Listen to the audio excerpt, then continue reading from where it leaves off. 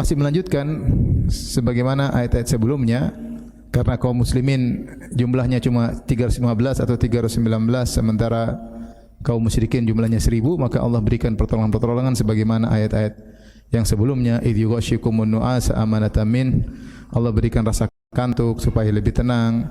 Allah turunkan air hujan untuk membersihkan mereka dan untuk menghilangkan waswas syaitan.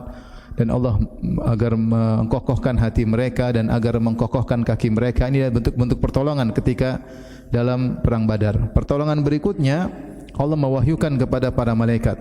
Allah berkata, "Anni ma'akum," sungguhnya aku bersama kalian wahai para malaikat. Yaitu malaikat adalah di bawah perintah Allah Subhanahu wa taala, dan kekuatan mereka tentunya berasal dari Allah Subhanahu wa taala. Allah berkata kepada para malaikat, "Fathabbitul ladzina amanu," yaitu tegarkanlah hati orang-orang yang beriman.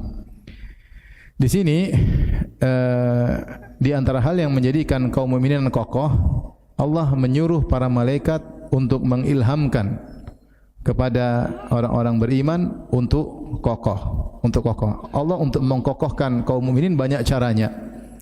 Tentu ada hikmahnya kenapa Allah menggunakan cara-cara tersebut ya. Bisa Allah langsung, bisa juga lewat malaikat, bisa lewat cara apapun supaya orang beriman kokoh. Seperti sebelumnya dalam surat Al-Anfal disebutkan Allah turunkan hujan ya supaya hilang was-was sehingga hati mereka kokoh ya, karena waktu perang disebutkan sebagian para sahabat ada yang junub sementara mereka tidak ada air, maka Allah turunkan hujan. Karena kalau tidak ada hujan, setan datang, kalian aja junub, tidak bisa mandi junub, maka Allah turunkan hujan supaya mereka bisa mandi junub. Kemudian agar kaki mereka hujannya rintik-rintik sehingga tanah semakin padat, kaki mereka semakin kokoh. Waliyarbitu ala qulubikum, dan agar mengkokohkan hati kalian. Jadi Allah punya cara mengkokohkan hati. Seperti Allah sebutkan terhadap Nabi sallallahu alaihi wasallam. Misalnya Allah menceritakan kisah-kisah nabi-nabi terdahulu. Wa kullan naqussu 'alaika min amba'ir rusuli ma nuthabbitu bihi fu'adak. Dan kami ceritakan kisah-kisah para rasul kepada kalian, buat apa? Kepada engkau wahai Rasulullah, linuthabbita bihi fu'adak, untuk mengkokohkan hatimu. Di antara cara agar Rasulullah sabar, ada caranya Allah ceritakan kisah-kisah nabi terdahulu yang mereka diuji, dimusuhi oleh kaumnya, maka Nabi sallallahu alaihi wasallam menjadi sabar ya. Demikian juga Allah turunkan Al-Quran sedikit demi sedikit. Wa qala alladhina kafaru laula nuzzila alaihi al-Qur'anu jumlatan wahidah kadzalika linuthabbita bihi fuadak wa rattalnahu tartila. Mereka berkata, kenapa Al-Quran tidak diturunkan sekaligus? Ternyata Allah turunkan sedikit demi sedikit itu supaya Nabi bisa menjadi kokoh. Karena dengan sedikit tambah iman, sedikit ada tahapan. Ya, ini di antara metode Allah untuk menegakkan hati seorang. Demikian juga seperti Allah langsung memberi teguran kepada Nabi atau Allah langsung mengilhamkan kepada Nabi untuk sabar ya. Allah berfirman, walaula an thabbatnaka laqad kita tarkanu ilaihim syai'an qalila.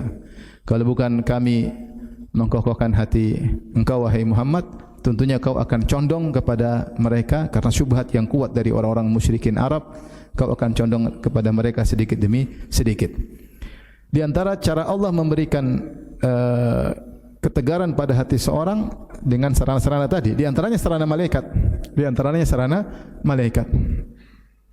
Contohnya seperti ketika orang-orang istiqamah akan meninggal dunia, Allah mengatakan innal ladzina qalu rabbunallahu tsumma istaqamu tatanazzalu alaihimul malaikah alla takhafu wa la tahzanu.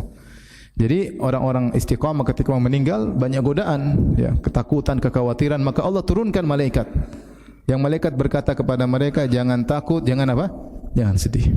Di antaranya Allah ceritakan dalam perang Badar, Allah bilang kepada malaikat, "Fathabbitul ladzina amanu." Wahai para malaikat, tegarkanlah hati orang-orang beriman yang sedang perang dalam perang Badar. Jadi mungkin malaikat datang mengilhamkan, membisikkan, mengkokohkan, membantu sehingga mereka menjadi tegar.